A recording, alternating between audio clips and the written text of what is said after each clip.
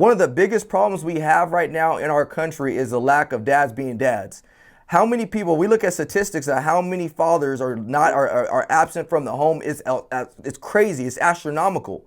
And so when you don't have people that are growing up in a two-parent home, that causes catastrophes in many different ways. But we don't want to acknowledge that.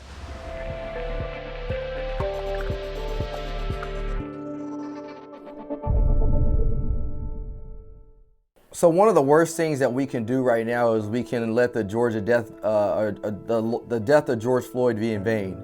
And this is what I mean by that is you got a lot of people out right now that are protesting, rightfully so.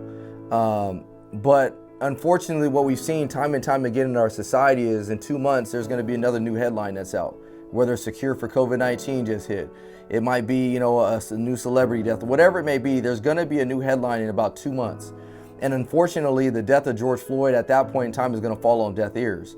So me and Bishop Omar has been doing this work for 25 plus years. I've made it my dedication to be doing this for 7 years. And, people get surprised when I tell them like, hey, look, I still work 40 hours a week as a police officer and run a full-time business doing Breaking Barriers United.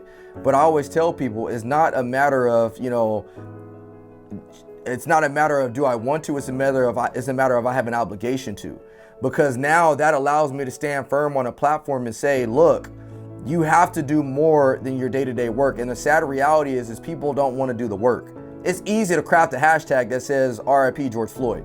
It's easy to craft a message when you stand on the street corner and say, we need this, this, and that. What's hard to do is when you get off of work, it's hard to go to that city council meeting when you're voting. It's hard to go down to your child's school and say, hey, look, what's my kid doing in school? It's hard to be a dad in the home when you got 3 kids at home and it's late and you tired and you just got off of work. Those are the things that require the hard work, but we don't want to do that. It's like we've created this instant fix mentality. Everything is microwavable. I was talking about this when we talked about COVID-19. We're looking for this cure for COVID-19, which I'm all about. But at the same time, one of the things that's come out of it is, they say that if you get in shape or if you eat better, if you make your metabolism stronger, or your immune system stronger, then the odds of you beating COVID-19 are a lot greater than if you're out of shape. So instead of, dealing with the root of the issue, what we're doing is we're reacting to the issue. Oh, let's clean all the bathrooms in my home. Let me wear all these gloves. Let me wear all these masks. That's a reactionatory, event that you're doing that spawned from the original incident itself. Same thing with this is like, and I'm sure Bishop Omar knows, like one of the biggest problems we have right now in our country is the lack of dads being dads. How many people, we look at statistics of how many fathers are absent from the home. It's crazy, it's astronomical. And so when you don't have people that are growing up in a two-parent home, that causes catastrophes in many different ways. But we don't want to acknowledge that. We want to put all of our blame here. And so the reason I bring that up is because we got to be proactive in our day-to-day life, and it goes beyond our 40-hour-a-day job. It goes at spending time with your family. The average statistic out right now says the average parent spends about 15 minutes of FaceTime with their child per week. That means that they're only face-to-face with their child 15 minutes on average per week. That's a problem. I went to a town hall meeting in my own city about 6 or 7 months ago because there were 2 kids that assaulted this other middle school kid. And when that middle school kid got assaulted, he fell and hit the wall and cracked his skull and ended up passing away. So I went to the town hall meeting, and that town hall meeting was packed door to door. Everybody was cursing the superintendent out. They're cursing the principal out. They're cursing the school resource officer out. They're asking for answers. And my question was, where were you guys at 6 months ago when they were still trying to talk about bullying and how to find issues and solutions for it? That meeting only had about 6 people in there. So my point is that we got to go beyond the protests. And the way you do that, I'm actually going to put a video out on my social media probably today or tomorrow. And it's 5 active steps that you can do today in order to continue the protests.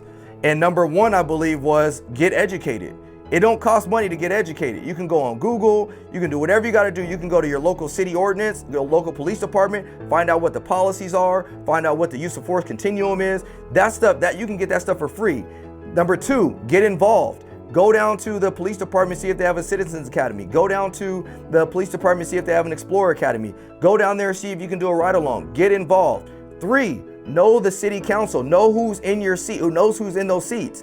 Do they represent what you believe, or do they not represent what you believe? Do you know what the issues are at hand, and are you voting for those issues at hand? Number 4, make sure that you know exactly what it is that you're voting for. A lot of times, you know, we passed a law here in California that people essentially, you know, they release all these, you know, violent offenders from prison right away, which I understand the intent behind it, but at the same time, it wasn't necessarily beneficial.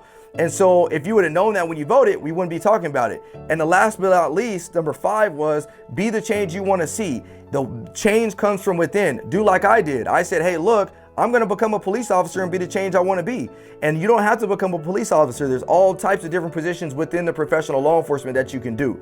Those are 5 simple steps that people can do right now. But again, like I go back to my original statement, all of that stuff requires work. And I don't know if people are necessarily willing to do the work that it takes to really change the society that we're living in today.